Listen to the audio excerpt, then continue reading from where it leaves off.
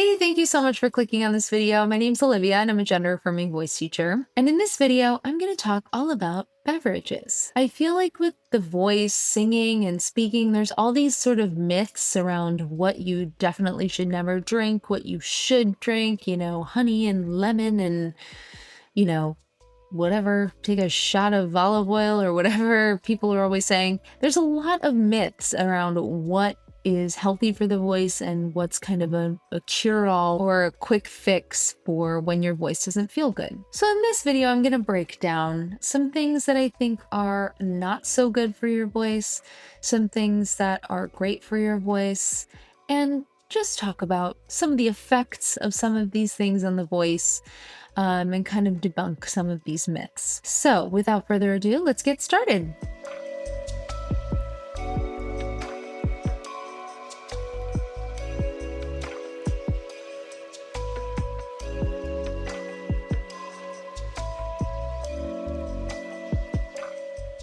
So it's important to know first that when you drink something, that liquid that you're drinking doesn't pass by the vocal cords. So whatever you're drinking, it's not going to touch the vocal cords in any way.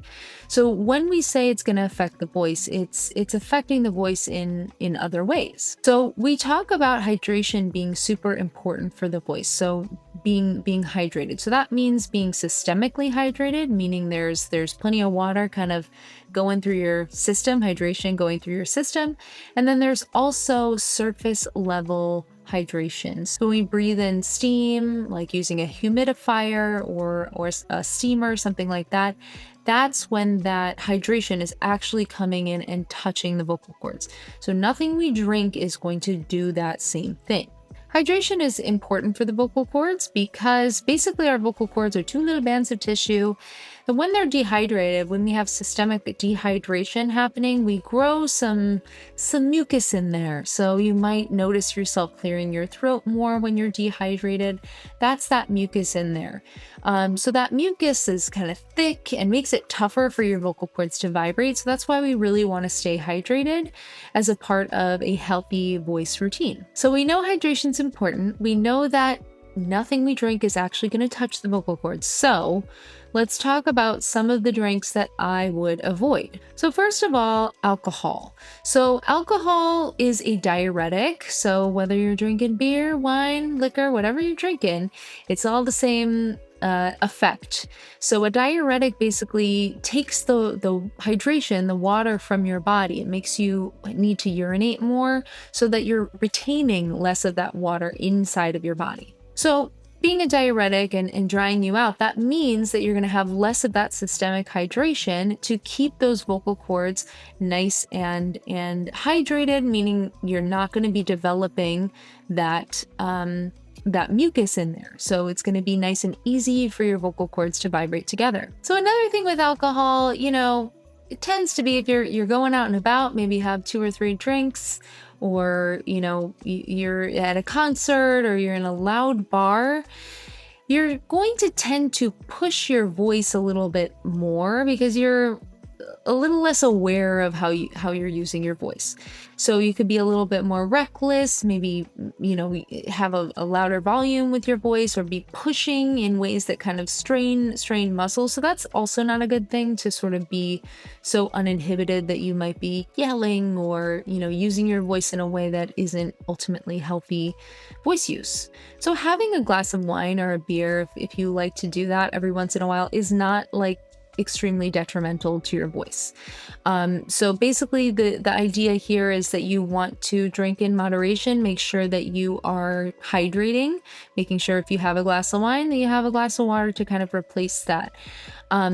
And that you're not overusing alcohol to the point where you're pushing your voice. The other thing with alcohol is that it can be a trigger for acid reflux. So if that's an issue for you, acid reflux can affect your vocal health as well. So that's basically acid traveling up from your stomach and can kind of get trapped in the larynx and create irritation in the vocal cords.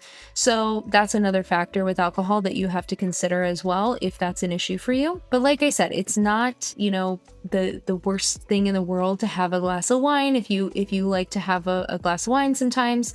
But just be thinking about your hydration and how you're using your voice while you do it. The next kind of drink that could be good to avoid is caffeine. Now, there have been studies on caffeine and whether it actually is detrimental to the voice.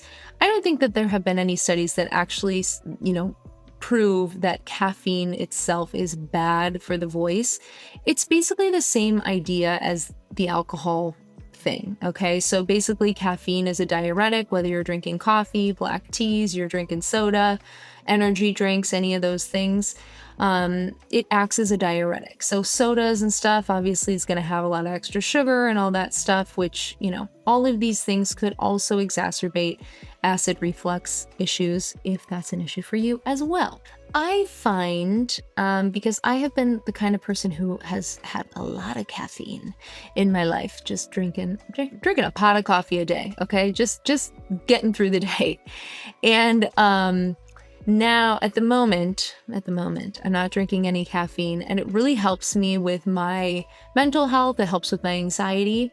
And I also find I get better sleep at night. And also, if I don't drink a cup of coffee or something in the morning, I tend to drink more water and to stay more hydrated, because if I start drinking coffee, then I'll kind of like forget about the water. Whereas if I start the day by drinking water, it kind of sets the tone. So if you're a lover of coffee, same thing with alcohol. If you have a cup of coffee in the morning, great. You don't need to give up your cup of coffee in the morning, but don't be like me and forget about hydration as well. You drink a cup of coffee, drink a glass of water in conjunction with that, or after you drink your cup of coffee, and that can be really helpful in staying hydrated. So caffeine is also a diuretic, so it's taking that fluid out of your body the same way that alcohol is. And if you're in performances, if you are performing, sometimes caffeine can exacerbate some anxiety, maybe performance anxiety if you're singing, or if you're going into situations that you might be nervous about. So just something to consider as well. Caffeine can also trigger acid reflux. It's the same thing. Next one to avoid is carbonated drinks. Now, I personally would never drink a carbonated drink, okay? It's just not something I would do. But I love a LaCroix every once in a while.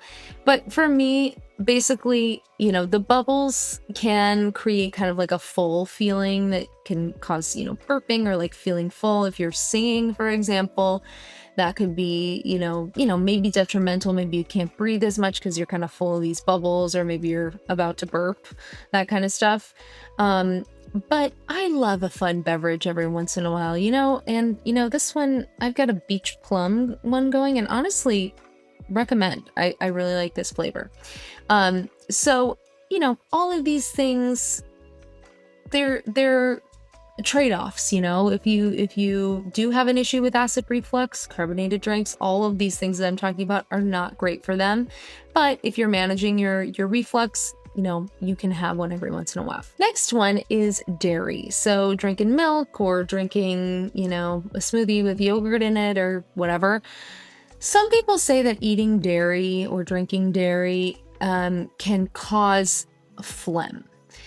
So I read an article in the New York Times that about a study that they have not proven that eating or drinking dairy actually causes more phlegm, but a lot of people have sort of self-reported that they feel that way. And that's something that I've heard all throughout my singing life, ever since I was, maybe in college or whatever, that, oh, you don't want to eat or drink any dairy.